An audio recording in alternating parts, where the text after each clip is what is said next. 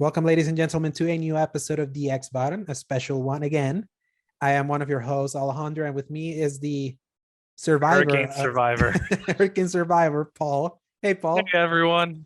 Good to see y'all again. we I'm missed you last alive. week. I've had quite a time, and I don't know when we want to get into some of Paul's fun hurricane stories, but maybe one day that'll happen. Yeah, if you want to do it like quick, we can get into it now. So, what was it like Well, surviving Katrina 2.0 minus one? yeah, right. We're gonna just start naming all of these like Evangelion titles. Hmm. They suck. Yeah. And the whole city shuts down. Actually, we were having fun, just the idea of how unique the perspective is of these kind of storms coming through and wiping us out for just so long was there was a trailer or like a commercial for the 911 TV show that's on like major cable networks, and one of their like new events that they like to show was called Blackout, and it was the idea that their city had a blackout and how crazy of an idea it was. So we were sitting back using our little generator power to at least get a little bit of TV while we watched an LSU game. And I was like, man, think of a world where you could just look how fantastical crazy this setting is of a whole city losing power at once. What kind of amazing wild things could possibly happen in some kind of a weird situation like that? It's a good thing that doesn't happen here, right, guys? And it was just so funny to see like their brief, even if it was like 2 minutes long. It was like, wow, so that's what they think a blackout is like, huh?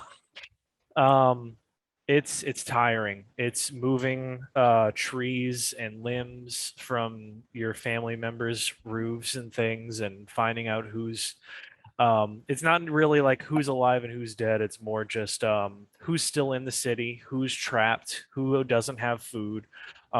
It's barely sleeping for like 5 days, and showering for some of it, or not being able to use water because the power system and water system got so damaged that you can't actually do that safely.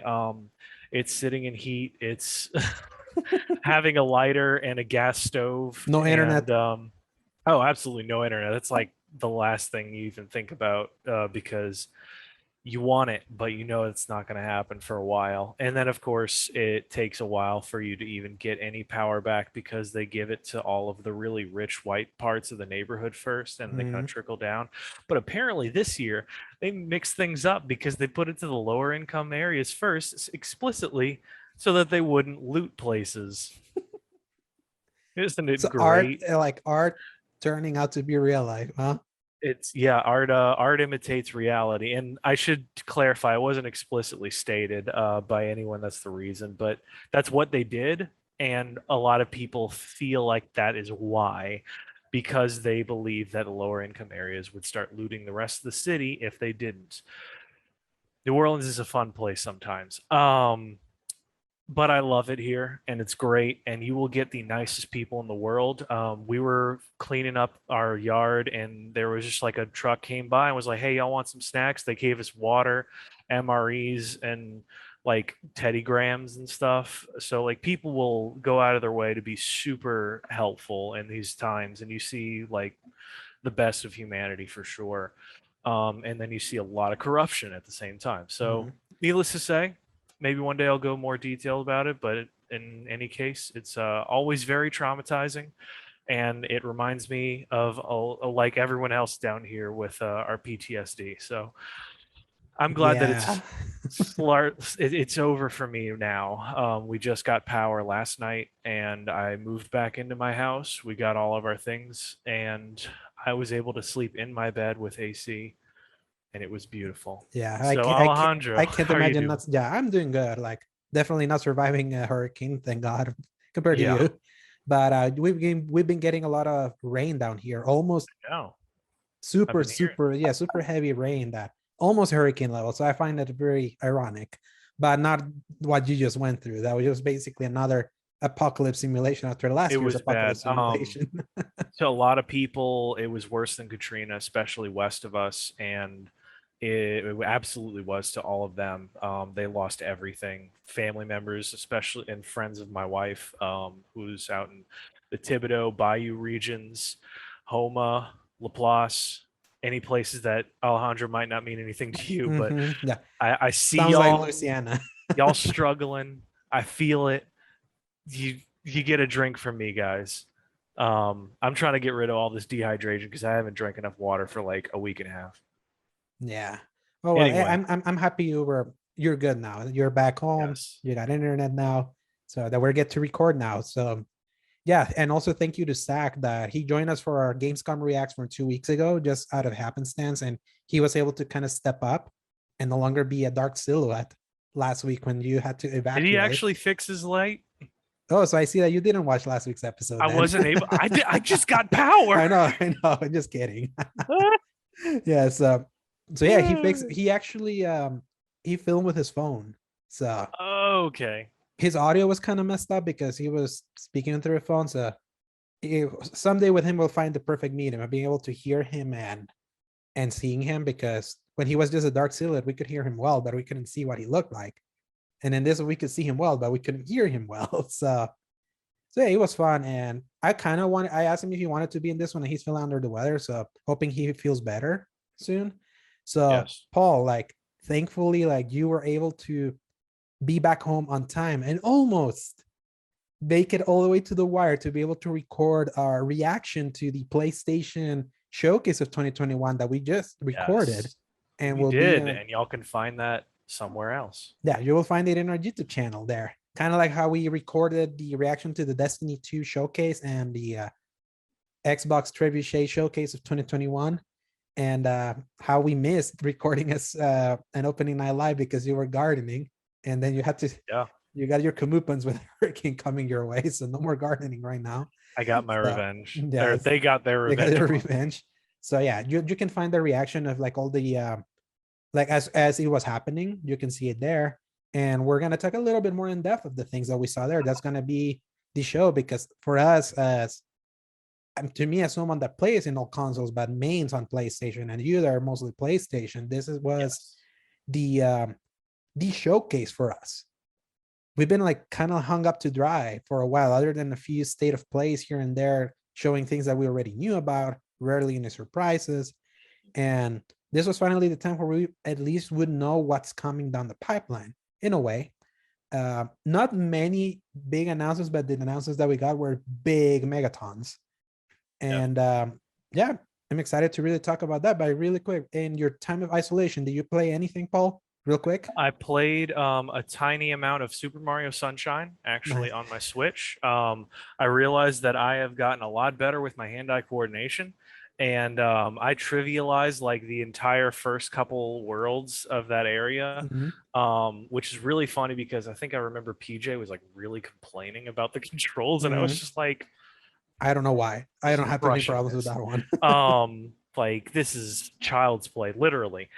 So then I realized very quickly that there's a reason why adults probably shouldn't play exclusively kids games, because It that they can messes get with a your little brain. boring and they can kind of ruin your experience that had as a child. So Mhm. I don't even know if I want to replay either that. I might go back with Galaxy just to finish that one because I Mhm. think I got stuck on it as a kid. But Sunshine, I beat that, and I don't know if I want to mess that up for myself. But I enjoyed the time that I did play with it because I love the music and it felt great.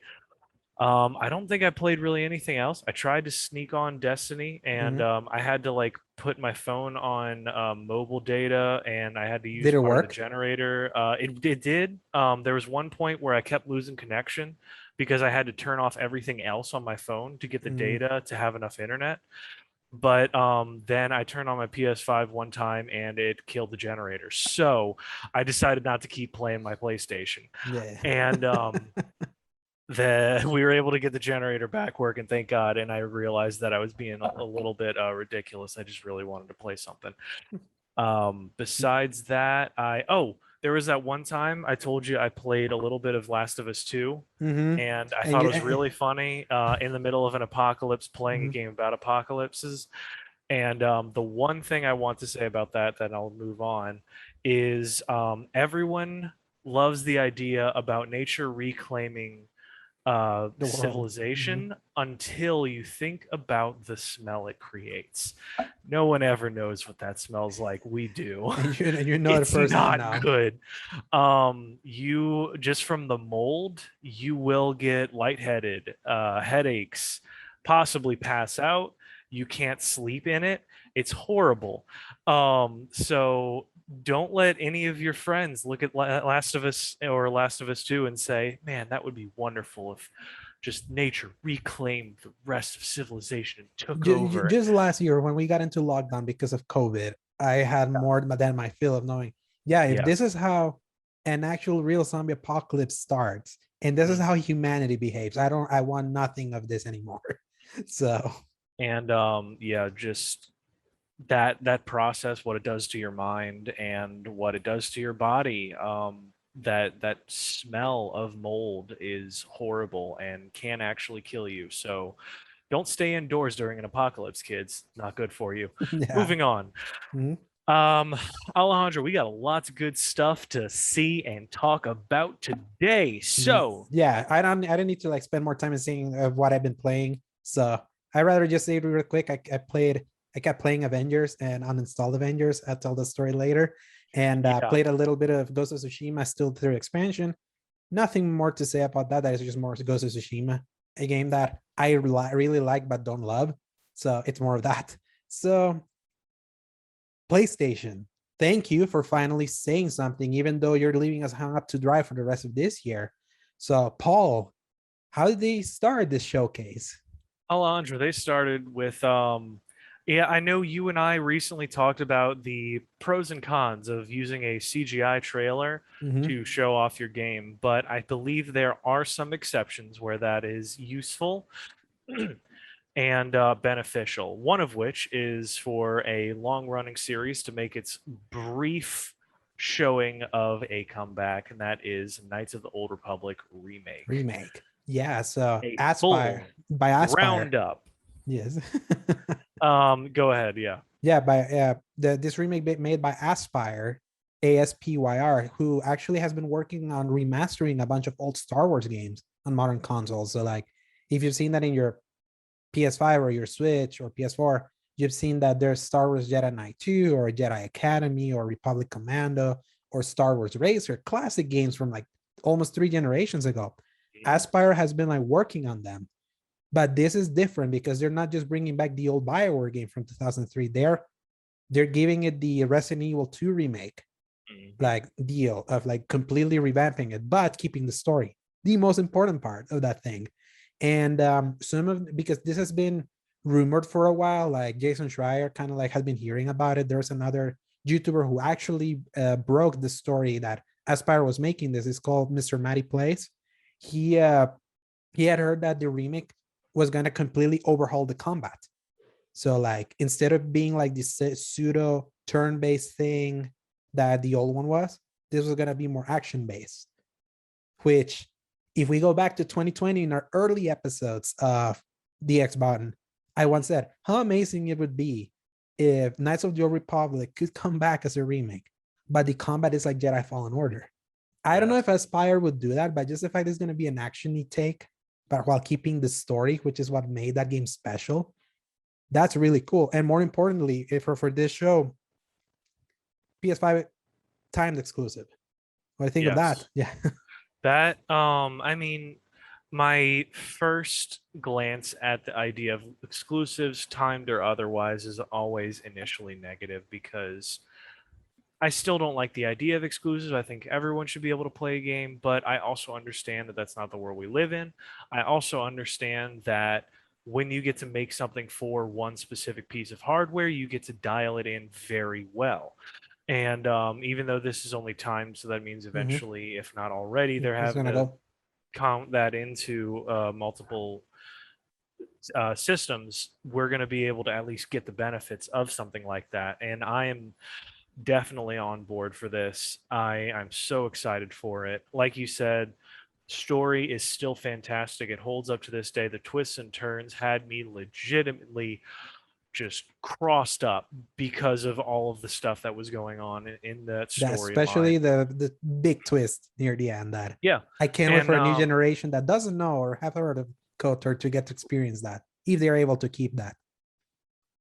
yes. My computer briefly freaked out on me for a second, but Oh I god. agree with everything that your robotic self said.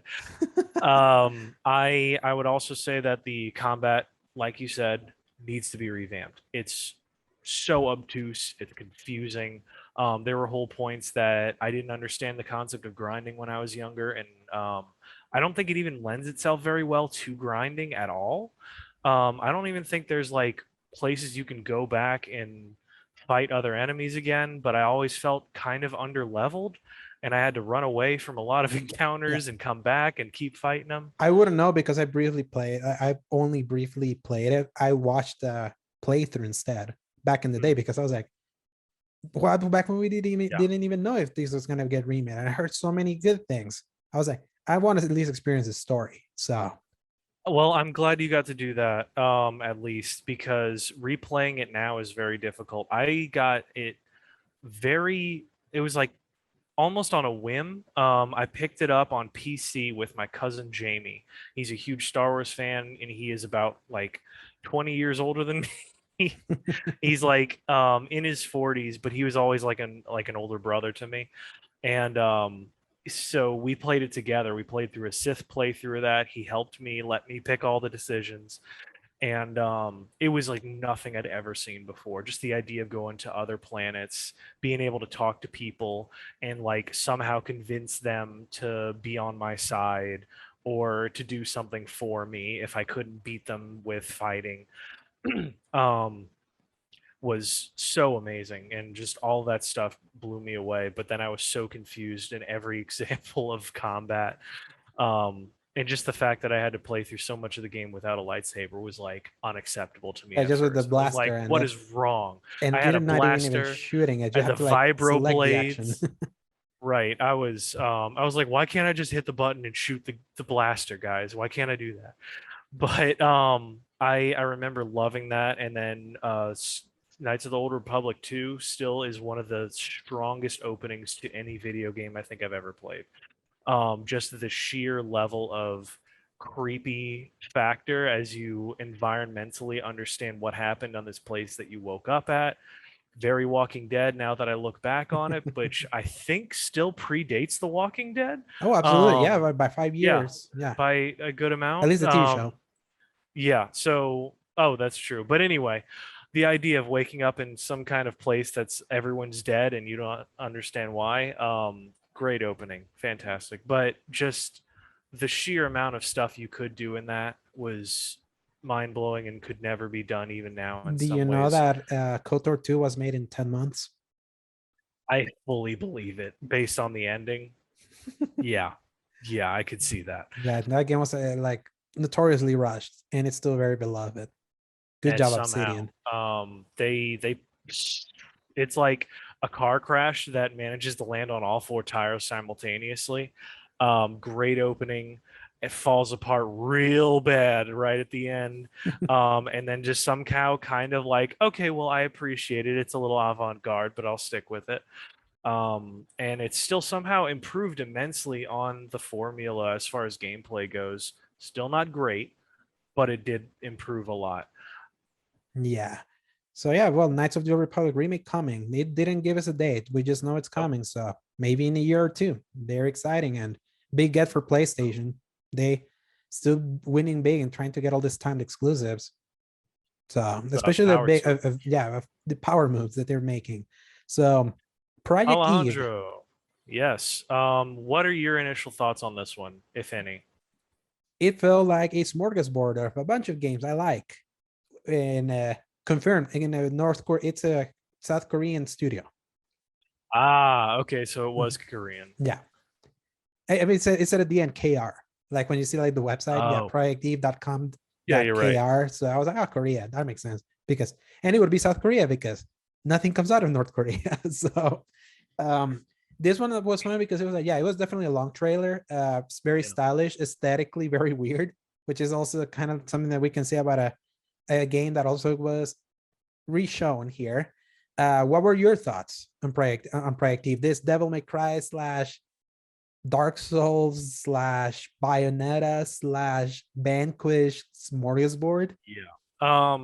It really does look like somebody looked at every single game Platinum Games has ever made and said, write that down, and then change it a little bit so they don't realize that we're copying them. Oh yeah, like the Uh, Platinum's doing a games as a service over there at Square Enix. So let's do what they used to do outside yeah. of that.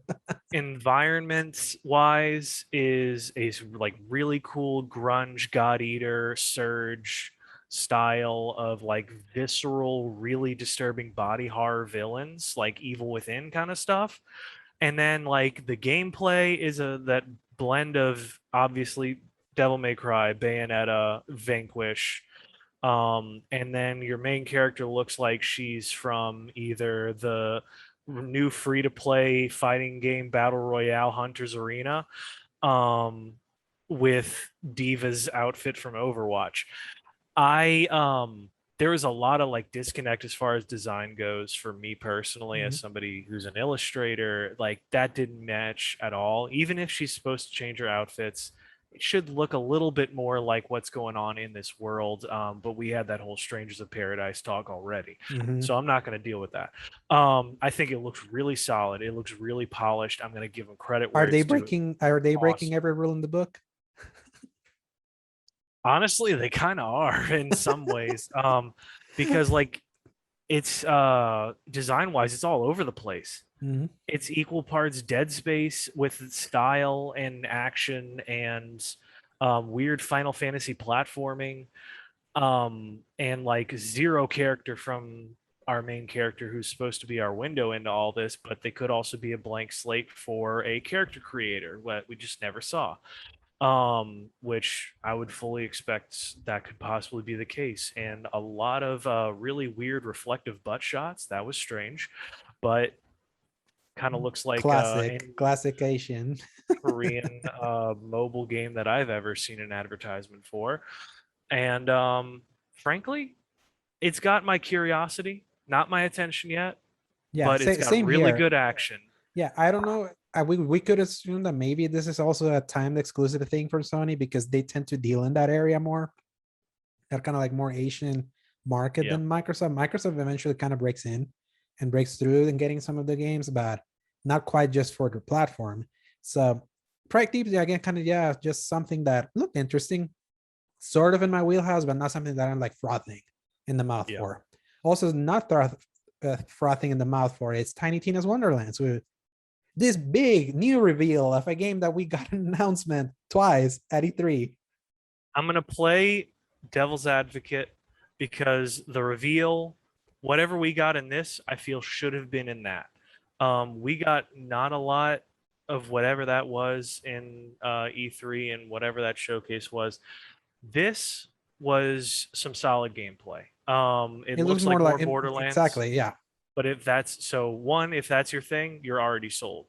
If you like the style but don't really like the more Borderlands aspect of it, it's very different. It's in a completely different D&D style universe. If you remember the Tiny Tina's, I don't remember what this was DLC, the called. DLC, yeah. Yeah, the DLC that was basically Dungeons and Dragons, but still sci-fi. It's still more you have guns, but it's a lot more magic oriented on that. You got a lot of different, like you were calling down fire, you were calling down some crazy ice meteors. You There were drop guns, pull swords, there were hands. bows. That was kind of cool looking. All the new characters are completely newcomers. That's not like reskin previous Mm-hmm. characters like the DLC was. So, giving them credit where that's due. They had a couple of returning people like Torg with his guitar or lute specifically. Mm-hmm. Um, it looks like a lot of fun. So if that's your thing, go for it. If not, probably not gonna vibe with it as much. But I'll keep my eyes open. I have some friends that like playing co-op games, so we'll see if they jump for it. I We'll mean, see. it's coming in the not so crowded month that it's March. So it's definitely That's the not other gonna, problem. yeah, it's definitely not gonna get swamped. I'll just say this. Early 2022, nightmare, an Is absolute going to nightmare. It's destroy going to destroy so our many wallets. games and And wallets. I can imagine eventually everyone's going to see, my God, there's like 30 games. I'm not kidding. One day we're going to look at the list of the things that are confirmed for like any early 2022. Gotta read them all out, all the Yeah. stuff that's supposed to be And then February. we're gonna play bingo to see which one budges and which one's push because we don't know anything for summer later that year. Oh, if So I was out there and I had a game coming out, that's immediately getting bumped to at least June. hmm. I wouldn't touch this area with a 5-foot pole, 20-foot pole, any of that. And then everyone will start pushing, and then they're gonna overcrowd one area again. It's I like know. it usually happens that way. So They're all gonna go to June. yeah. Another game that's like early and before I move to that one, Tiny Tina's Wonderland is like, for me is like Borderlands 3 was eh. And like I wasn't a huge fan after being a fan of 1 or 2. Of course, I've gone on my story that I played too much Borderlands leading up into 3 and kind of Yep. got burned out. And the DLC was an improvement in a way, like at least story-wise, because I hated the Calypso twins. But yeah, this definitely showed me. It's like, yeah, I'm don't know if I'm still in the itch for more Borderlands. Maybe by the time we get there, and maybe if the reviews are good, who knows? But All right. this other game that's also from spring 2022, Forspoken, usually used to be known as Project Athia when it was revealed in June 2020 at the first PS5 event. And then it kind of got its name Forspoken in one of the state of plays earlier this year. I don't know. I think it was the first state of play. And that's when we was like, oh, this is fantasy. And it has a foul mouthed girl from like Normal Land. Who And speaks very modern, hipsterish. So we found out it was a modern isekai. Alejandro, do you know what the term isekai goes for? I have no idea.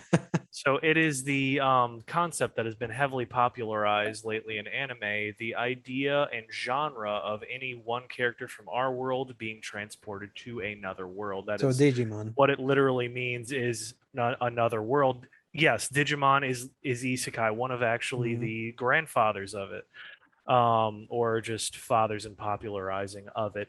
So yes, this is that whole concept where a modern character gets taken from our world through some kind of portal or reincarnation and gets sent into another one. Unfortunately, we've seen this so many times with the whole power fantasy idea, but not too many in a video game. Not anymore, at Yeah. least until since Tron. Yeah. Oh, Tron. I would say that just on concept alone, there's barely any games in that isekai thing. So it gets props on that. I'm Yeah. torn on the tone. Like like to me, that's just very incongruent, the very hip style.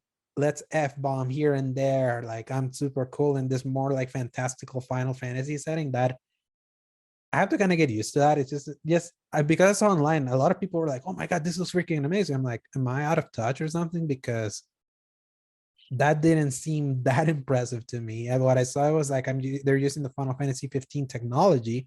That's What are also you going to be in, talking about, Alejandro? This isn't the greatest thing you've ever seen. What is wrong with you? You're canceled. Get yeah, out of here. yeah. You're on Yeah, tryouts. I can see the comments now coming there. But yeah, it's like I'm interested just because of the Rogue One writer Gary Witt contributed to that. So it would be fun because he also does a bunch of gaming podcasts over at Kind of Funny, and he's very foul mouthed. So I can imagine he's the one that maybe inserted that. I'll give it that it at least gives this game some sort of personality. I don't know if I vibe with it yet, and I just kind of want to see more. We'll see more soon. I mean, it's spring 2022. Them True. saying it's spring, it's probably April, like that April June thing. So at least it's not that I would hope so. If early few it's just months. like a month after, hopefully. Um, quick thoughts from me. This is if you took the characters from Life is Strange with their aesthetic, threw them into the Final Fantasy 15 world with the powers of control. Um, let me break that down slightly. The idea of control was awesome to me, but the environment slowed down the ability for traversal so much that I felt like they couldn't really push that idea of like the flight and the movement and all that stuff as much as they could have. Do you have something to say before I move on? Yeah, I would say that I slightly disagree that I feel the environment is what makes all those kind of powers kind of stand out even more because of the limited way that you can like interact with it, and it's very monochromatic aesthetic. The one thing that I would give you is that maybe the game itself doesn't give you enough of a good, it doesn't do a good enough job at pulling you through that environment because you're constantly because you're, especially you, that you're so directionally challenged, so that would slow you more, and me that I'm I more guess, in tune of that, I never felt like it was too limiting that yeah. way. So Let I me guess it's yeah, clarify.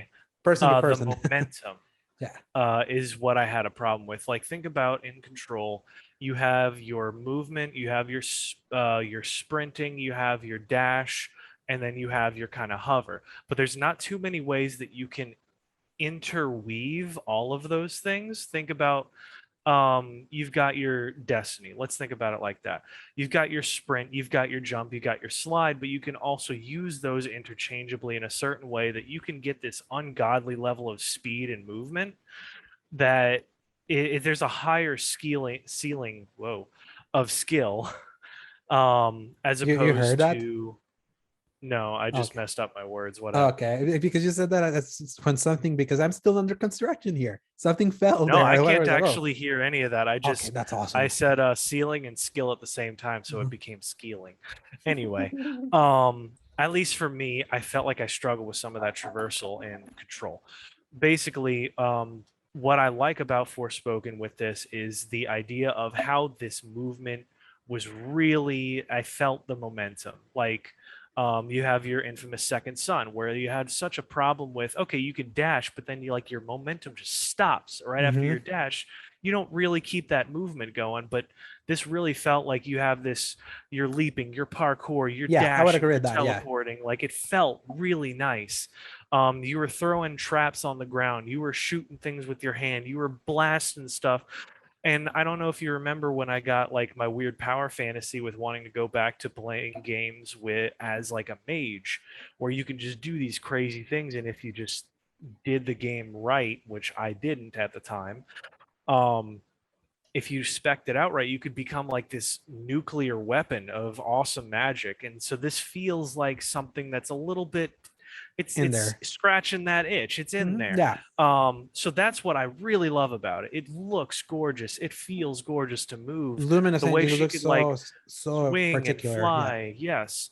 Um, it does not match with this character who looks flat. She looks boring. Okay. They fix her outfit very quickly, it looks like. Thank God. What is going on with Square Enix and what's happening with that kind of like overimposing of characters that just don't belong in the environment they're in? We got that. We obviously got the slap that was Stranger of Paradise first doing that. Now we get this. It's like, is that Yeah. the new mandate? I don't know. It seems like, all right, let's throw them through like a Hollister real quick. Let them just grab the first clothes that come off the rack. Like, let's put them on iCarly and make them just have like the worst outfits in the world. I don't know if you've ever delved into that whole funniness of the wardrobe Malfunction. department for, no, for so their wardrobes for like Disney Channel shows and Nickelodeon live action shows is this very strange eclectic group of like, you've got a long sleeve shirt, a weird vest, a jacket over that, a skirt over jeans, and then like just, it's these weird things. It's like pictures of all these characters dressed in horrendous outfits, because the Disney people didn't want the characters showing too much skin. The idea horribly falling apart and turning into this trash fire. I feel like that's what's been happening with Strangers of Paradise Yeah. and some of these other things going on lately. Yeah. Um, This is not as egregious as yeah, Stranger of Paradise because Stranger of no, Paradise, just like at to least. quote Skill Up, looks like ours because it's Australian. Yeah, This doesn't look that way. At least it looks pretty. Like most of it looks pretty. But it does have. It's so funny that it's in Square Enix where we're seeing that kind of weird dichotomy of things that yeah. shoot and congru that way. But I guess that what would you call it? It's called isekai or Isekai. It isekai, would be guys. Isekai, but Yeah, it's isekai. I'm not an otaku like you or Zach, so Yeah, I wouldn't know those terms. So that's that's new for me. Yeah, look it up sometime. It's actually got some really great things in it. But yeah, I had some word vomit, needless to say. I'm interested in Forspoken. Yeah, They got to do some work on the animations and facial work, but they got a few months. I'll play it. They got a few months. So like, That's what I'm hoping yeah. for. Rainbow Six Extraction is what came after, and this is a game that we were supposed to be playing next week. Turn the podcast off, Alejandro. I'm done. Yeah, I can't get excited for this game. I don't know what it is. Maybe it's the purest Rainbow Six guy in me that preferred when Rainbow Six was more of a tactical SWAT based style shooter that kind of kept that with Siege in a way, even though Siege has gotten a little too anime in a way with the new operators and all that. And maybe it's because we're getting back for blood in a month. It's like that kind of gives like PvE versus like monsters and all that is kind of being served already. And maybe if Rainbow Six Extraction had actually come out next week before all those other games, maybe that would have scratched the itch. But this being pushed until January, it's like not doing much, especially the trailer shown here. I feel the 30 minutes we got at E3 in that horrible Ubisoft conference did more for this game for me than this. This one was like, I didn't even bother watching this when the Ubisoft conference. yeah, no, I told you, I was like, yeah, good thing you skipped it. It was like, because I saw everything at E3 and it was those were tough times. But yeah, Rainbow Six Extraction is something that exists. It's in early January, I would assume. So it's just gonna be a pile in that huge in the month that we're getting Elden Ring. So yeah, think about that. that's it. Yeah, I don't have much else to say about that, but this other one, I'm kind of sad that it leaked because this would have been a very real big hype moment of, oh my god, it's coming back. Alan Wake. Okay, so I'll my only thoughts on Rainbow Six Extraction, it's too little too late. It was a really cool game mode that showed up, I think last year or 2018, 2 no, years ago 2018. now. Yeah. Okay, so 3 years? Golly. So yeah, it's been a while. And they showed up and they were like, all right, cool. That was the only time we're ever going to put this in the game. Bye. And now it's only showing back up briefly as Rainbow Six Quarantine, poorly timed in the grand scheme of everything. Renamed to Rainbow Six Extraction. I don't think it's enough to make a whole game out of it. I don't think it's worth that. I can see some people enjoying that. I will say that the characters themselves in Rainbow Six Siege don't really get a lot to shine outside of what they can do in the game. So you lose out on a lot of the lore. You lose out on a lot of cool stuff that can happen. I'm glad they're getting a little extrapolated, but I feel like you just need to make a single player Rainbow Six game with them in that, and then you get what people were looking for. Yeah, but Who would have thought? they're not gonna do that. But Alan Wake, Paul. Yes, Alan Wake. Okay, so we're back on it. Yeah. I missed out on this whole game. I really appreciate what it did for the genre. I love the extrapolation to control that we got. We briefly already talked about that, and we talked about the pros and cons already. I'm looking forward to seeing it again. It's not like a full ground up, but they did. It's a remaster. Redo all of the pre-rendered cutscenes. They did all of the like up-resing all the textures. They changed the models around. I mean, it's just a good update in general. That's when you want to just at least get a little more out of it than like your basic level of a remaster. Yeah. Where you're just up-resing things. Yeah. Alan Wake is one of the Xbox 360's most beloved gems. Like when it comes to like the exclusive lineup, when the Xbox 360 had a bunch of them before they just became Halo, Gears, Fable, Forza. In that early era where they had a little bit more, Alan Wake always had that kind of like weight to it that people really, even though it wasn't a huge seller, it had that kind of cult following to it. And people have been screaming at Remedy, make an Alan Wake 2, make an Alan Wake 2. They did an expansion called American Nightmare, and wasn't as well received as the main game, but it was still Alan Wake. Alan Wake as a property still has some weight to it. And ironically, Alan Wake used to be the property was owned by Microsoft, and last year Remedy bought the rights from Microsoft. They were like, we're taking it from you. Wow. And so that's what happened. Yeah, and once they took that, then it meant, oh yeah, we can finally go multi-platform in this. And Alan Wake showing up in this is very big because this will be the first time Alan Wake is going to be on a PlayStation console. So they'll get to see another Remedy game because the first Remedy game on PlayStation was Control. So, and this has always been the one that's always been beloved, even though Control, I think, has kind of surpassed it now as the more beloved Remedy IP because it won a bunch of Game of the Years. So, like I said, this would have been an even more hype thing if it hadn't leaked literally last week. I'm And then glad that I didn't really hear anything about the leak until you posted about it. What, yesterday or today? earlier this week. Was it earlier this week? Wow. Y'all were just talking about the fact that that lady looked like she was sitting outside of the car. Yeah, that was Was that today, today. though? That was today. But I Okay, mentioned that's that. when I heard about it. So I must have missed that initial post that it leaked. Yeah, because it was Um, like, oh my god, this leaked? No, actually, it leaked last week. That was last week when it was maybe at that's at why a I missed it posting. then. It was like, I don't know. It looked like Amazon Japan. I don't know, but it actually said October 5th. So in 3 weeks we're getting it.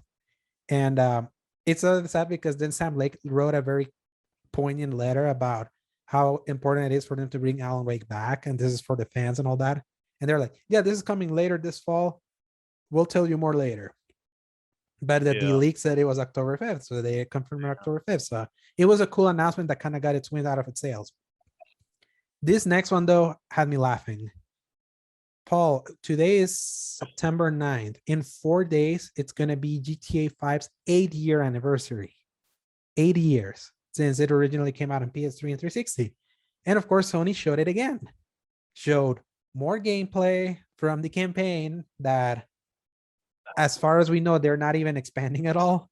What everyone They're cares not. about is It online. was literally the trailer for cutscenes from the base game, Mhm. And and some then like ridiculous and one online. little clip Yeah. of online where that's basically a tame day on any average online lobby. You see a couple of floating cars Yeah, and a destroying an plane airplane. blowing up. That is like average what you Yes, see out there. but here's what's funny. You know that this game had a November 11th release date and it got pushed now to March 2022. I am. Alondra, did you ever watch the Jimmy Neutron TV show? Oh yeah, but it's been a long time. I can't Do think you of remember references. there was a clip where Sheen just brings up Ultra Lord and he says, "This is Ultra Lord." And the teacher goes, "Sheen, this is the seventh time you've shown us Ultra Lord this week." For show and tell. And this is exactly how I feel, where PlayStation and Sony are like, "This is GTA 5." And we're like, GTA 5 has been out for 8 years, Yeah, guys. This isn't a big deal that you're showing us these exactly. things. Yeah, and to be fair, they're talking about it's been enhanced and all that, and I kind of want to see a more up-res version of that trailer to see if it actually has been enhanced because that game still looks old. I'm like, I'm not seeing any of the improvements you're talking about. At a So certain point, you're not going to see any like real upgrades to it because the engine and the animations are always going to be just garbage um because they're just so old now. I yeah, they're mean, we were 2013 we were using the animations. same. Well, no, they were using a different animation for an engine for Red Dead Redemption 2, It's but improved. It's improved. It's the same engine, but yeah. much developed. Okay, yeah. So it's very it is similar, but there's a lot of differences in there. Anyway, um GTA 5 had to pull back on a lot of things like the I remember in Red Dead Redemption 1 people were comparing it to that when GTA 5 first came out because they were saying, "Oh, look at these things where you can like hit somebody in the arm or the leg in Red Dead Redemption 1 and they would fall over and react to that one thing." GTA was like you hit them and it was like a bullet sponge, nothing happened. Um I I just it's great for what it's supposed to do, but it's 8 years after that. We got to move forward, guys. And remember what we talked about almost 2 months ago? GTA 6 is probably being aimed until 2025. So they're Right. gonna And milk that's this GTA 5 thing for all oh, it's worth. absolutely. Yeah, I'm tired of talking about it at this point. yeah. Because it's Ghostwire just Tokyo though. yeah, What came that's something after. More story very content. It was like they've been showing a bunch of Ghostwire Tokyo has been featured already like twice now at one of the showcases. The first time it was shown, was at that first PS5 event where it was confirmed it was a Bethesda time exclusive, and now we got more story stuff. So I'm like, okay, we got a little bit more of an idea what this is about. When is it coming out though? This was supposed to come out this year, and they didn't even put a year on it. I don't know. But man, I will say it looks a lot better. I told you during the react, it was the first trailer we got felt a lot more horror. Mm-hmm. The second trailer felt like all action, and this one feels more like a mix Mix. between the Mm-hmm. two of them. It's I we living up to the actually announcement. know, yeah. It's living up to what they had said this game was gonna be. We got more of the character that this is about. We get more about who this weird rival villain is. Um, I love the whole idea between Japanese horror specifically is so unique. And we're not talking about like your average The Ring and all that stuff. I'm talking like all of their specific monster designs are just amazing. You've got, I'm going to say some weird names, Junji Ito.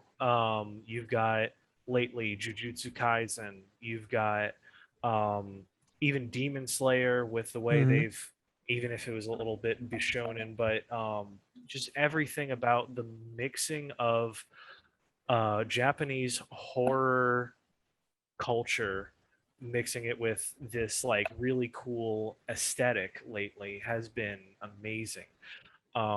And it's honestly got me a lot more curious. Ghost of Tsushima's multiplayer. Mm-hmm. The mask is literally one of the masks you can wear in that game. But like just the cool mythology you can get out of that is still so untapped after all these years somehow. And I feel like we're just starting to delve into the really interesting parts of it. So I'm interested. It's got a lot more of my curiosity after that trailer than it has in the past. And I want to see more and possibly a release date soon. Yes. I wouldn't be surprised if Bethesda had tweeted already something, because that's usually how it goes. Look, what we're gonna talk about it. Just talk about it a little later, like what Gran Turismo 7 had that. They didn't even have a date in the showcase, Yeah, but then they said when it was coming out later on. later on, like in the post show, kind of like interviews. So Yeah. maybe we'll find out after we know after. Actually, let me just see Bethesda if they tweeted anything. No, they did not. Um, So we don't know anything. So moving right. on, Guardians of the Galaxy, the game Something that that was we've yeah, the only highlight of already. the E3 conference. It I looks the same Yeah. with a little bit of a better Peter Quill. It was yeah, it looks like they updated his visuals a little bit from his hairstyle because he was looking a little bit specifically DMC Dante kind of hairstyle with that undercut. Mm-hmm. Um and they, I don't know, it's rough, but it looks fun. Yeah, we talked about So Guardians already at yeah, E3. It looks like more of that, and I was just excited to see that it didn't get bumped. It's still yeah. coming, and Same release date of this year. I yeah, didn't see October when. 26th, October That's 26th, 2021. So it's good for definitely them. coming out. Yeah, it's like, and I said as long as it's like a 6 to 7, 8 out of 10 game, I'll be fine. Yeah. Avengers is like a 6 to 7 out of 10 game, and I played 200 hours of that game. So I'll it's pick it up on a sale, I think. yeah, it's so close to Black Friday. It might be on sale real quick. That would So be nice. and then the final two games from this like very interesting batch from like Tiny Tina until this other two. This was basically games that we had already heard about. So we're like, why are you showing this? Was there like a contractual obligation of you showing third party stuff?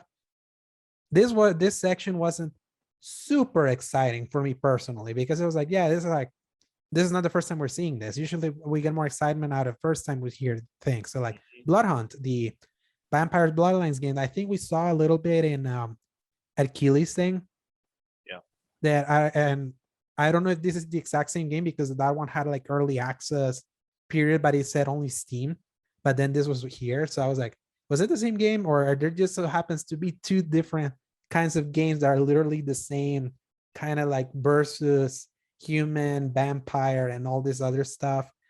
Um, I don't know. It's very strange because the every trailer we've gotten up until now is a very colorful, exciting.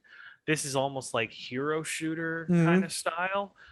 with like one side being vampires, one side being humans. This was like, okay, everyone's a vampire and they're all killing each other, and everything's very desaturated with like a mini map in one corner. You've got your like instinct eagle vision. So I felt like I wasn't gathering what I was supposed to be understanding about this game. Um, and it was like you pick your class of vampire, you're fighting in this city. I mean, traversal looked pretty cool. You got different archetypes of like sniper, you got your knife dude. But I don't know, it's not my thing. Yeah, it's like it was there. So it just reminded me a lot of the thing that Keely showed that I was like, I'll have to go back to it to just make sure if it's not the exact same game. So, and Deathloop, the game that's coming out next week, the game that they spent 9 minutes of the last state of play showing gameplay, and they had a long trailer for it, and I'm like, guys, I get it. Someone, Richard Hogue, the lawyer that I linked to in the show when we were talking about the Activision Blizzard lawsuit almost like a month and a half ago, he tweeted, "I feel like I've seen so much of Deathloop that I feel like I've already beaten Deathloop." I agree. I've seen way too much of this game. I pre-ordered Deathloop yesterday for $54. If you have PS Plus, you want it at least a little cheaper, get it now. Because that's like one of the final exclusives you're gonna get for PS5 for the rest of the year. So I don't know if I don't have anything else to say about Deathloop. I assume you don't. I don't. I Yeah. honestly, I was trying to look up and see if this was the same game as well. Um, and I think it is. It's like a free to play battle royale game set in the Vampire Masquerade universe. Yeah, so it's the same game, but somehow between Oh, these you were still talking about trailers, Blood Hunt. Yeah. yeah, sorry, I really needed that cleared up. Yeah.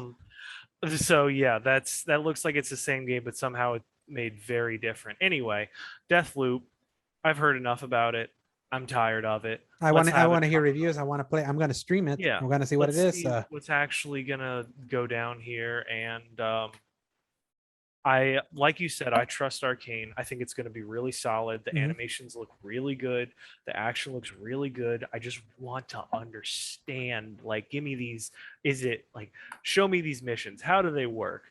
Like, literally, the trailer had the main character asking all of these crazy questions over and over again, all at the same Well, you'll time. find out next week. The reviews are Echoing. coming. The reviews are I coming. just So want to know you'll find what's out. in the box. And whatever it is, So I'm yeah, playing it. So I'll find out that. Now we're getting into more like newer weird announcements. niche. Yes. This was 30 minutes into the show. So for like 30 minutes, we got the big bombs at the beginning, and then we got that huge block of games that we already knew about. So I felt we were a little stuck in the mud there for a little bit, but then we got this Kid Amnesia thing that we didn't see anything that I was like, does this look like Control? Because it almost had the same monochromatic aesthetic, and it is coming out November. So I'm like, so is this the exclusive that Sony's gonna have for this year? But we don't even know what the heck it is.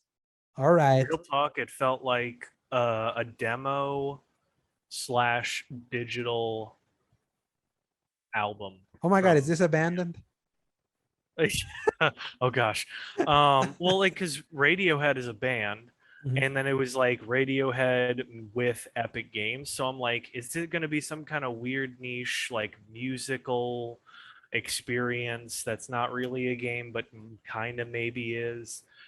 They got to show me more if I'm going to be curious about it. Yes. And then TChia or TChia, the game Yeah. that our Zach called Better Mario Odyssey.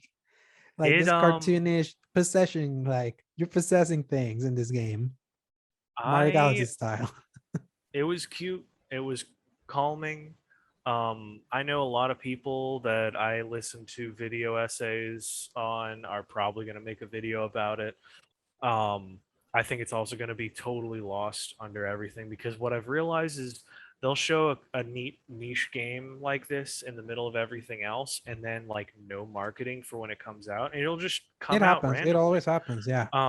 And I'll forget about it, and unless like thank God PS5 put the wish list feature, because then I can actually go into my wish list and go, oh yeah, that's that game that I wish listed forever ago and it's on sale, let me go get it. And that's the only reason I have like Summer and Mana, I think was called Mara, Summer and Mara. But anyway, Yeah, this was I'm looking forward to it. I want to see more about it.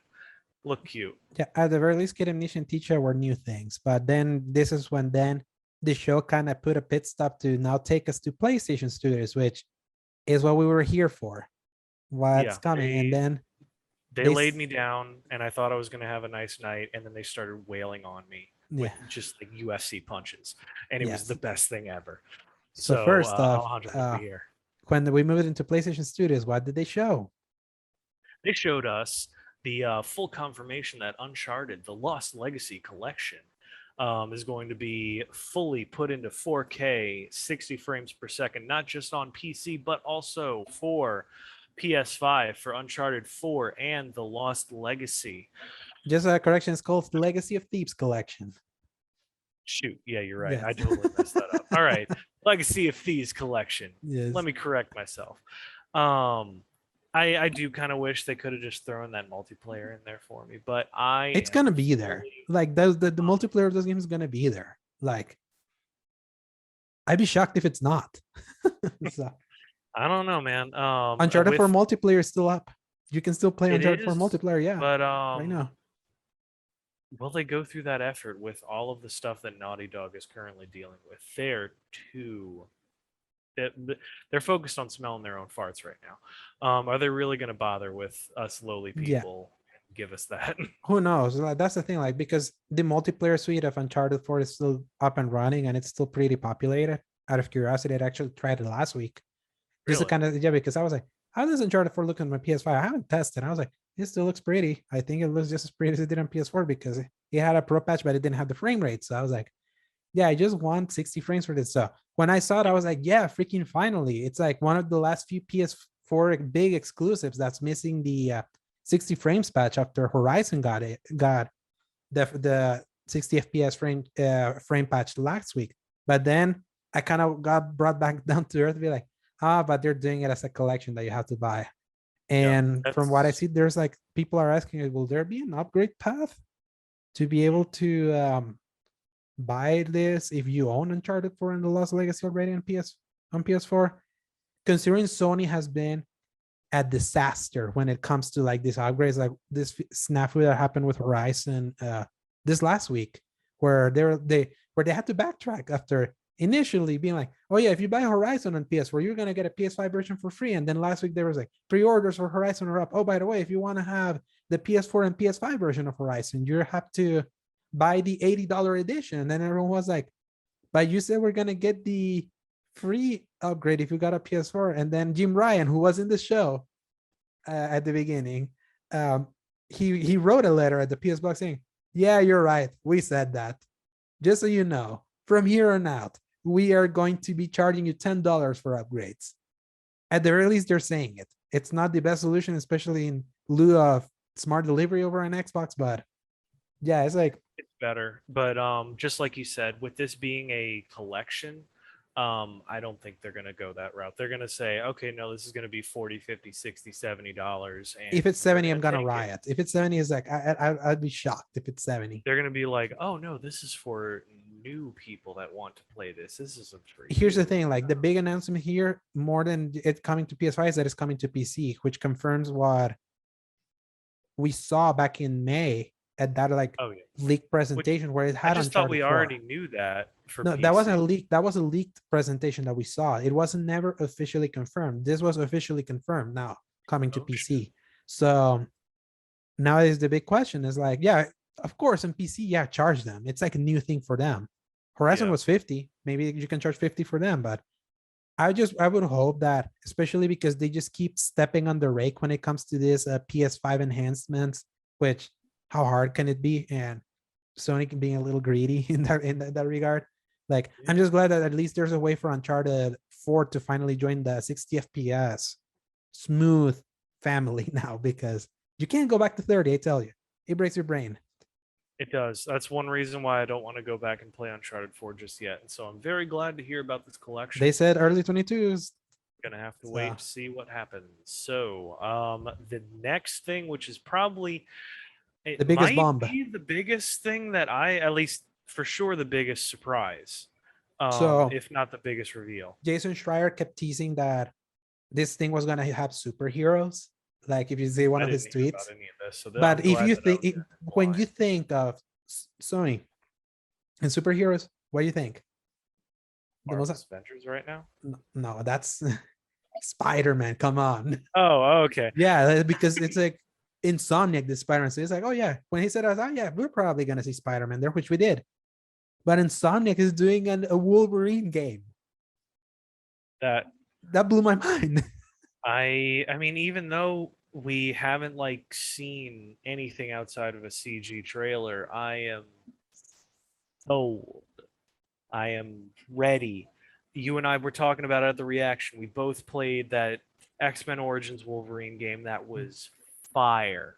And I need more of that. I want like I mean the one thing I could say about X-Men Origins Wolverine was that it was limited and it was rushed and somehow it was still fantastic. So the Oh yeah. fact like if we get somebody who really knows Marvel, who really knows these games and is clearly making a Wolverine game which I feel like has got to be rated M just No, it default. will. Like Insomniac's done rated Gotta M be. games. Like Insomniac has done rated M games. It's like it's gonna happen. Like Sunset It Overdrive will, was yeah. M, Resistance was M, Fuse Oh was yeah, M. It's like they're not shying away. They don't shy away from right. doing M-rated stuff. It's just the fact that them doing a Wolverine game while also doing a Spider-Man game. Because yeah, just jumping ahead a little bit, it's like Spider-Man 2 also got announced, officially titled Spider-Man 2. With Gosh, what spoilers, Alejandro. yeah. Even Gran Turismo 7 was in the middle of that. Who cares? I mean, well, the driving people care, but it's like Insomniac is literally, I've never seen a single studio carry an entire console like this. Think about it. Spider-Man Remastered, Spider-Man Miles Morales, Ratchet and Clank Rift Apart, things that already came out. Spider-Man 2 for 2023. We don't even know when Wolverine is coming. That's already 5 games. Like Insomniac's insane. And they're crushing it. Sony paid $229 million for this studio. Microsoft bought Bethesda for almost twice the price that Disney bought Star Wars for. Like inside, like Sony getting Insomniac at that cheap relatively is like the steal of the century because they are now synonymous with quality. It's like they haven't missed since Spider-Man. Like they haven't. So Well, you had some choice words about Rift Apart recently. that's Did the you want thing. to share any of that? No, yes, it's like that was almost a bill of goods in regards to the SSD, but it's still a really great game. There, Okay. the whole how they were selling that this game can only happen with the PS5 SSD was like just scripted. Um, some of those parts are like this is scripted. This if you like lower the graphics, you could easily do that in other consoles. What this does is at least do it in the most pretty way possible. But Rift Apart is not a miss. Rift Apart is one of the best games this year. Was I personally disappointed that they oversold the Rift mechanic? Yeah. It's still a fantastic game, a 9 out of 10 game. They Okay. have not missed. So then they just have to say, Insomniac is doing a Wolverine game. You're already sold. That's all Yeah. you need. Like you know the game's gonna be fantastic because that's just the quality that they've hit. And Spider-Man 2 now like confirmed the thing that I said after I played Miles Morales. I've been kind of like itching because here and there I didn't mention, but I've been trying to like replay Spider-Man Remastered just to get it out because I bought it and I haven't replayed it since I platinumed it in 2018. And it's so tough for me to play that game after playing Miles Morales because I just prefer how they made the movesets for Miles. And they pretty much confirm you're gonna play as both. So that's awesome. Which is And awesome. Yeah. Venom's gonna be there. I Like do remember back forever ago, everyone was saying, "Oh, why no black suit?" And Spider-Man 2018, they're like, "Oh, guys, we love that storyline so much, we want a whole the game about it." director And Brian that's Intihar, the director Brian yeah, Intihar, he literally said in one of the spoiler casts when people are asking, "Hey, why wasn't the black suit there?" Then he tell them, "What does the black suit represent? When we do the black suit, is gonna mean something." And here it goes. It's yeah. happening it's happening in the sequel now So dated glad for 2023. So and that's Venom the is one thing. of my favorites. I remember just how much I enjoyed all that. The Web of Shadows, Spider-Man for the PS1, Hmm. focusing so much on Venom and Carnage. Yes. Even Spider-Man 3, the for the PS2, I think is what I got it for. Oof. That Even was though they bad. did make a 360 version of it, I at the time I was powered by my love for the suit, and I think I remember Yeah, you should have it played the might have been the 360 version of Ultimate that game. Spider-Man, but Ultimate Spider-Man, you could play as Venom. yeah, I remember that. But I think I remember there was even like a rumor in Spider-Man 3 that if you got like all of these emblems, you could play as Venom in the Spider-Man 3, and that wasn't true at If all, that but wasn't I PS2, thought I that don't know was. because I thought that PS2 version was horrendous compared to the No, PS3 and it was 360. So terrible, but I just loved it so much because that was all I knew at the time, and I was obsessed with it. you know what So makes me yeah, excited is like Insomniac is one of the few studios that can put a year and they will hit the year of whatever they put out. They said Rift Apart was launch window. It hit the launch window. Miles true. Morales was gonna be a launch title. They said it was a launch title. When Spider-Man 2018, they put the year 2018 and they still hit 2018. So With this no is visible like lowering in quality, not at even like all. there was It's no insanely polished. That downsize. that game's insanely polished. And I believe it's coming in 2023 because of what's coming in 2022 also, which was what closed the show. And yeah, the Gran Turismo 7 was showed in between Wolverine and Spider-Man. Of course, they had to put Gran Turismo 7 there so people could I kind of discuss. forgot we just didn't even talk about it. No, no, because we did literally Oh, you can see it in our stream. We didn't even talk about Gran Turismo because who cares? It's a driving we just kept simulation game talking that looks about pretty. Wolverine during it. Yeah, It was like I get it. If y'all really love your simulation racing games, go for it. It's going to be exactly what you're expecting, but there's just not much substantive reasoning that's going to add to that, really. yeah. So yeah, And Alejandro, what did we close out with? the only thing that they could have closed with, the game that was supposed to come out this year also, God of War Ragnarok, finally Yeah, confirmed to be called God of War Ragnarok. Everyone's been calling it God of War Ragnarok because last year they only had the tease that said Ragnarok is coming. right. So it was like, yeah, let's call it God of War Ragnarok because why not? And of course, they I confirmed almost it. wonder if they just decided to change the name because everyone was calling it God of War Ragnarok. Whatever it is, it's like they finally confirmed. And it's like Yeah, they showed a substantive amount. Is that your wife there? it is. Yes. She's making dinner and she waved to me. Yes. Thank We can't see Um, there. But yeah, like God of War Ragnarok, there's like I mentioned it in the stream and I'll keep mentioning it here. That God of War 2018 game is behind Super Mario World for me as my favorite game of all time. I adore that first game so much. Enough that even after I platinumed it back in 2018, I went through it in New Game Plus with the hardest difficulty and 100% it. Even though I didn't, don't know I how. wasn't gonna earn a trophy at all. That's how much I love that game. That usually when I platinum a game, that's it. I never touch it again or Yeah. don't play it that way. And that game incentivized me to play it that way. And just getting to see so much of it, being like, remind me a lot of how much I like that game, how more expansive it looks. Like with, he definitely seems to have new moves. Like even Atreus, who's now a teen, he's going through puberty. And let's not forget that his real name is Loki. He's seeming more Loki. He's got Uh, his daggers. He's got his bow. He's got a beard deer that he rides. mhm.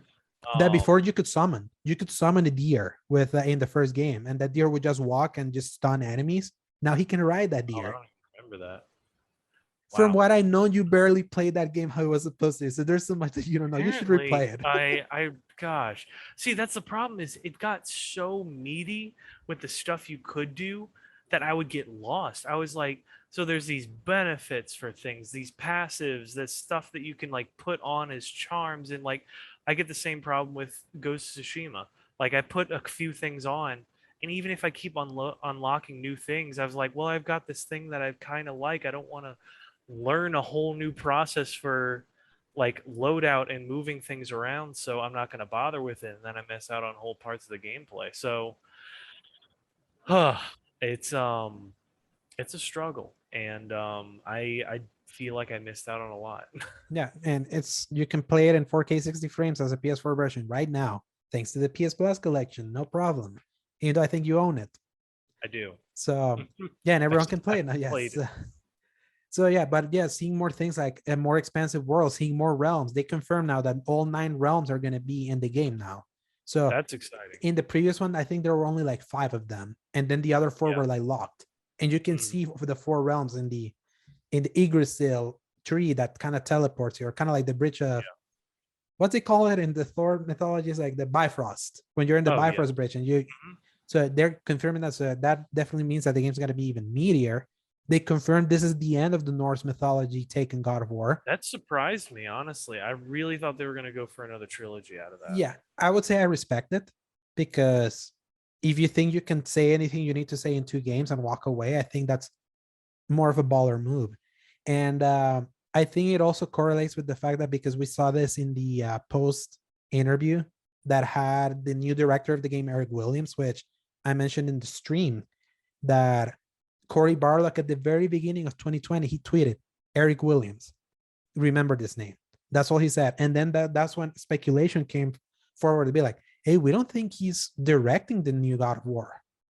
And kind of they mentioned it in that stream. It's like, no God of War has been directed by the same director twice, like in a row. God of War 1 was directed by David Jaffe, the guy that created Twisted Metal and all of that. God of War 2, the original God of War 2, was directed by Cory Barlog. Then he actually was going to direct God of War 3, and then he left for reasons that no one knows.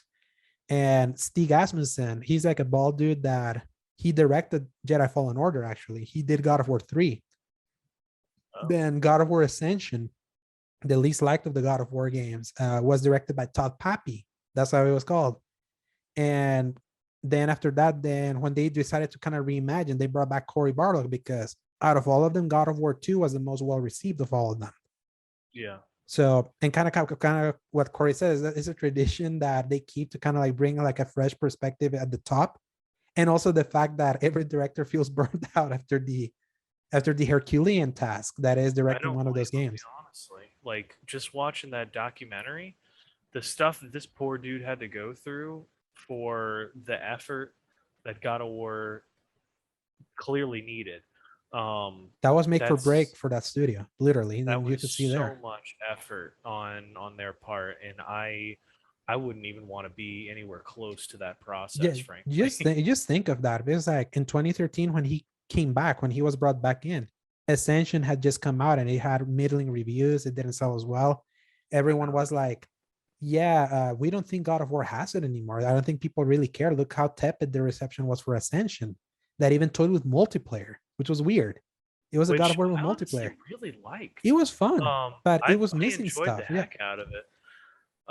But yes, But you're absolutely right. yeah, And so just then he's brought in and be like, okay, we're gonna put God of War in ice as we reimagine it. We have this other property, this sci-fi property that we're developing with the writer of Battlestar Galactica. That's gonna be our next project as you figure out what you want to do with God of War. Oh, what happened? That project got canceled. And all that team got brought into him, be like, hey, the team that was working on this canceled project is coming to you. Do you have anything to do? And then you can see, be like, yeah, we're still figuring out what we want to do with this God of War. So he had to figure that out, keep people with like give something to people to work on, even though he didn't know what he was gonna do. Rebuild the engine, rebuild the idea of God of War, write the story. And it was funny enough is that he said that when he wrote the story of God of War, it was so big that he realized he wrote the story for 2 games. is that what happened? Yeah. Huh. So I love this has been written for a while. They just found like an endpoint for the first game, and then everything that was written afterward was already written when he wrote that story. So despite Hmm. this game having a new director, it's from a story that Corey wrote with someone Okay. else. So just thinking in that 5-year Herculean effort to try to like turn God of War into a series that went from something people didn't give a crap about into their most celebrated exclusive from last generation, even after The I mean, Last of Us 2 came out, of which everyone said Last of Us 2 was going to be that game, and it turned out it didn't. God of War was the game with Spider-Man, ironically, the 2 most celebrated exclusives of the PS4. So, I and they were both represented here. it God, what happened to God of War is like when you turn 300 into something like Citizen Game. Like you took something that is meant to be like this self-indulgent, very Macho. fantastical, male fantasy, wild, crazy nonsense that a lot of people are like, okay, I can understand why some people like it, but that's definitely not for me. And then turning it into this universally beloved emotional story of a father trying to raise a son. And it's Mm. like, goodness gracious. Just the stuff that you could do, because like I had experienced all of the series when it came to the PS3 Mm-hmm. remasters. Same. That's That how I was played how I them. played them all. And then I played Ascension when that came out, and I had that poster on my wall for a little while. I loved the multiplayer of it, but like I didn't really have the context. Still never actually played the PSP version. They're Um, good. The PSP versions are good, and they came to PS3 through the Origins collections, but right, but I hard think for I you to go just back to never them ended up now. playing those. But yeah, it was just like I just didn't really care about them at the time, and now it's like they made both the game series a household name, the characters all household names, the merchandise all over the place. That's the thing. God of War always was like the household name. It was like the Mario of PlayStation, kind of like the icon. You would look at I Kratos. would That dare say it was. Well, yeah, he's very recognizable, but I would say the name was dying on the lips of yeah, many people, hmm like mainstream media wise. absolutely. After Ascension, it was like, Um, yeah, this is over. Move on.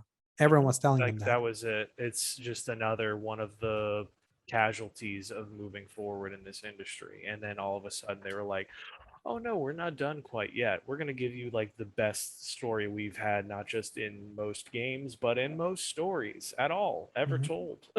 Yeah, And who would have thought it's the traumatized dad story has been really taken over the media landscape lately. look at Logan, and that came out like Logan, a year you've before got, God of I War. Like, mean, you could even say going all the way back to the road with Viggo Mortensen, hmm and just that whole storyline of innocent character that needs to be protected by traumatized character is just Book of Eli. hmm Like that whole thing. It's just you love it. You love to see it. You love to feel it. You love to get that whole thing because you get like usually redemption for the main character, and then you get some kind of comeuppance with the little one. And that was the It's big great. thing with God of War. Is like this is the character that was pretty one-dimensional, always screaming, all about revenge and all of that, having Yeah, to come to terms with the fact he was that dude and how he was going to impart that to a son that he didn't want him to know he was yeah, that dude. And him coming to terms and seeing how realistically he then handles having to open up to his son about like his true nature and all of that. And it's like so says so much also by saying so little. That game is so great at so much storytelling that you can infer that is not pretentious. Like oh yeah, that's what's funny. Is like the whole thing is like, saying so much without saying it. It's like almost play like. It's like in a play. Sometimes like some of the things that you can infer. And I can't wait to see if they continue that vibe in a more expanded world now with Ragnarok. And getting to see characters like Thor and Odin, who they confirmed is going to be like played by a dude from Sons of Anarchy and yeah. a dude Opie. from the West Wing, like both Thor and Odin. So pretty cool that they're kind of bringing big names to characters that No, are going to be main parts of the story now. And considering this game was going to come out in 2021 when they originally revealed and everything that we saw, because we saw a bunch of gameplay in this thing, like a a good lot. So it's amount like, that was well polished. yeah, it's like I absolutely believe this is a mid to late 2022 game, potentially slips into early 2023, but this is a game that it's imminent for us, and I Oh can't yeah. wait. I I'm can't. so looking forward to it. And I think you're right. I will eventually re-download God of War. And which is that officially still a PS4 version that's Yeah, been upscaled? it's a PS4 version It that is not a PS5 no version. no. So if you have an Okay. extended hardware, you can play it there. So I will be doing that because my hard drive is getting very full very quickly with all of these PS5 versions that are coming to my system right now, and it's killing me, frankly. Oh yeah. I do not have enough space for all of it. Well, my brother just bought NBA 2K22, which comes out Oh today. Lord. 108 gigabytes. 108 gigabytes for a basketball game. I wanted to scream when I saw it. I was like, F Activision and 2K. like F them in the butt for literally the SSD allows them to compress files. That's the point. You don't have And to make them that big. And they're like, let's make them as big as possible while other games are doing much better.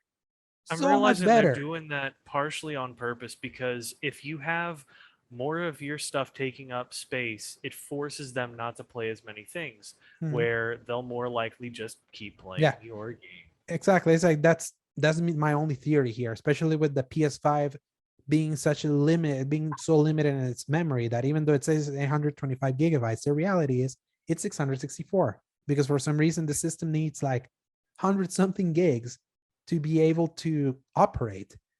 So it's like if you want to have like if you want to play like Call of Duty, let's say this year, I won't personally. My brother is still deciding.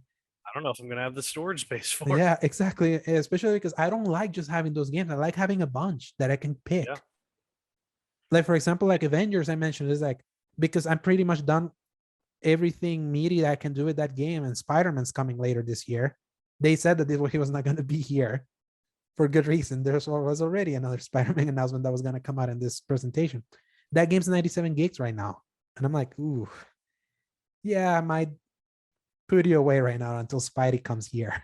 But it's like, Mm-hmm. yeah, it's like I have less patience now for big games because I've seen so many games that had PS4 versions that were so big and seeing the PS5 version being so much smaller. Mm-hmm. Maybe not huge, but for example, like Assassin's Creed Valhalla on PS4 was like waiting almost 97 gigs with all the patches. Right now, Valhalla on PS5 is 72. 20 gigs is 20 gigs. And that game runs better, looks better. So it's like, Destiny 2, our yeah, loved series, was like 100 something on PS4 and now it's and 70 gigs now. 76. Yeah. And like that's when you get efficient with things. That's when you really push past it. That's why I was saying so much about Microsoft has the raw power, but Sony was like, guys, listen, we don't have the numbers as they do, but we can do a lot more with what we're doing. And like despite a few missteps here and there on both sides, I think that they're clearly showing that they can make things very efficient. It's just about the The PS5 has developers. been like putting the Xbox on blast by being the console that runs a lot of games better, Mm, which is ironic because the Xbox Series X has more raw power to it, which right. shows that the PS5 was built in a very specific way that allows for that. Even though the Xbox can sometimes allow for even more resolution, but if you want performance, it's like the PS5 is no slouch. So yeah, it's like yeah, it's screw those companies that don't care because that literally is like if you're just putting bloated stuff like this, you just don't care. But yeah, that was the PlayStation Showcase of 2021. Too late to get a showcase, but it's so funny that we were 7 days away from a year anniversary from the last time Sony did a big presentation because they skipped E3 altogether this year. Obviously for COVID stuff and all that, but Yeah. I But would Alejandro, do you think this was actually worth the delay that we got this late in the year getting this? Or do you think we really could have gotten this like a month or two ago? probably, especially because the big things that they announced here are not even coming this year. So No abandon either. yeah, I still believe that game's a scam now because it's like you I, missed the big showcase of the year. Is like it can't possibly be related to Kojima at least. oh, so Because especially that boy is fully in his world with Death Stranding right yeah, now. and I appreciate him not being here. He posted his trailer earlier, and Yeah. I would have done the same with Deathloop. That's it, and that's the thing with this presentation is like Knights of the Old Republic, Project Eve, Kid Am Nesia, TChia, the Uncharted Legacy of Thieves collection, Marvel's Wolverine, Spider-Man 2, Ragnarok. Those are the big announcements here. When you think of the big announcements, a lot of these are big hits. The Wolverine thing was a bomb Oh because yeah. no one expected it. I didn't even hear about the Twitter musings that you were And talking that's the about. thing. And then when you Um, see the people that are in the know, talking about superheroes, and you think Sony, you're only gonna think of Spider-Man. Like, oh, okay, Spider-Man's gonna show Yeah, up. All but now right, they got that thing, Wolverine here. It's like, and Insomniac, then Marvel, and I was like, oh, okay, cool, Spider-Man's showing up, and then they were like, we're it's at the a bar. guy wearing a cowboy hat with a flannel shirt, and I went, Yeah, I know. what? You can see our reactions. It was like Yeah, that's what made me excited. So that's like I said, is like this was a showcase that overall was great because it ended with such a punch in any way possible, and started with such a punch and with a cool looking thing. The other things I'll just, it's like I've seen them. It's like doesn't have the pop, but I've always said that usually if you can walk out of one of these presentations with at least 3 games that pop for you, it's a success. and these I have at least 5, Yeah. I'd say. So I'd say Yeah. I will still say I will still want to give credit to Microsoft for having had such a big showcase at E3 and making you excited for their platform. This makes me excited for the future of the PS5, but it makes me excited in the PS5 in the ways I knew I was always going to be excited about the PS5. They don't miss with their games. They just have to get better at all the little things around those games. Bring the firmware update that will allow us to finally put an SSD into the freaking machine now. Like, stop being so stupid with the upgrade nonsense that's been happening. That over at Xbox is so easy because you're seeming so greedy. It's like, it's just this tiny little things that is like, the PS5 is successful because the PS4 was successful. The PS5 has succeeded just on the momentum alone of the machine. And it's going to succeed this year just on the momentum alone of everyone wanting one, not because of they're offering. Like, at least for this holiday, the Xbox is still the console to beat. Like, if you need one of the two for what's there now, the Xbox are you covered. The PlayStation, you can get one for the things that they've already released because kind of like I mentioned to you is like what Herman Holt said is like Right. with what they've supported so far is like at the very least the PS5 has put out games, but they unloaded the chamber while Microsoft had the bullets ready. So Microsoft's about to shoot all of them. I mean, Psychonauts 2 came out earlier and has been really well received. That's just the start of even more. So, and all the third parties they got over in Game Pass. Which is still something that Sony just isn't even close to registering, much less combating. Yes. But you know what? They're clearly trying to do something different. I can respect it, even though as a consumer, that kind of messes me up because value-wise, my value is getting smaller and my amount of time available is also getting smaller. So the amount of games that I play is significantly less, and I'm definitely not going to be able to buy everything that comes out within that February and March, especially if they're $70. That's the thing. But then you put 2 or 3 of those on Game Pass for free, and that's going to look a lot better for somebody like me. I still say that I kind of want to save to get at least a Series S for $300 because it's like that's a next gen machine that tops at 1080p. Considering the PS5 is like my main machine, I think that's a good compromise to be able to have both because for the first time, I feel there's no clear winner here. They both win in their tiny little pockets in a way, and I think this confirms it more than ever. It's like the PS5 is the place to play for getting quality exclusives because they prove them over and over and over. They do that, and at least in the exclusive side, just like you said, where there's no clear winner, but they win in their tiny little pockets. That's almost the best thing you could ask for in a game industry like this, because when you win in your tiny little pockets, but the wider battle, there's wider war, there's still more battles to be fought. That pushes ingenuity, that pushes both of these teams to say, okay, well, we won in this area. Clearly, that's irrevocable. But this whole area, we haven't even touched that yet. So let's try going over here. Well, Microsoft is saying, oh, well, we won over here. Well, let's check this area out. And then they're just going to keep going back and forth, and hopefully the idea being that they both get better and the consumer benefits from that, which is what I'm excited for. When there's no clear winner, that means you get a nice drag out fight where everybody kind of benefits in the long run. Yes. That with seems that, like I think that's our calling. That is our and with that ends our episode look at the PlayStation showcase of 2020. It gave us enough to just be the only thing to talk about there. Paul, I'm glad that you're fine. I'm glad that you're no longer in a warehouse getting, how can I say, Yeah, it's like just trying to survive from the apocalypse there. So, yeah. so yeah, and by the way, it's like this can also confirms that we're gonna be posting episodes later in the week now to just try to get more because it seems more beneficial also to Seems like all like there's the. more stuff going on early in the week and Mhm. middle of the week, but we always end up missing it because it happens right after we talk. Yes. So yeah, it's been a little bit nicer to slow things down and wait a little bit longer just so we can summarize the week after the fact. Yeah.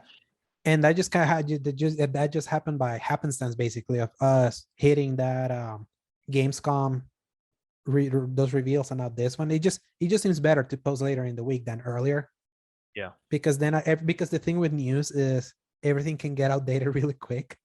It's more in the Really. moment. So at least later in the week we get everything from that week and then just keep moving forward. So keep an eye out on like the new dates, which will either be Thursday or Friday, depending on where we go there. So True. Paul, where can people find you? As always, Alejandro and everyone listening, you can find me at Dork of Art on Twitter, Dork of Art also on YouTube, and Angel Sword 21 on Twitch. Now that I have internet, I kind of want to take advantage of it. So I might be uploading or at least posting something. Who knows? But I want to do something to realize I'm back in a first world country Yeah. again. And you can put your So streams in Alejandro, the about you? Escape Media also. That kind of like Yes. I've been doing. Like you can find me at twitch.tv/this layer giant. Some of the streams that I put will also be posted here in the YouTube channel, Escape-Media. And you can also find me at 8_George on Twitter and Alejandro Segovia 93 in Instagram. And you can find my written content at thecriticalcorner.com. And don't forget that we're in all the podcast services that are not Apple Podcasts. You can listen to our podcast in Apple Podcasts through the RSS feed.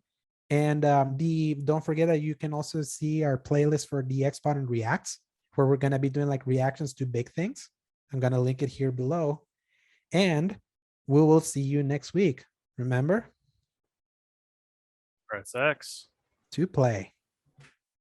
Good night, everybody. Adios. Adios.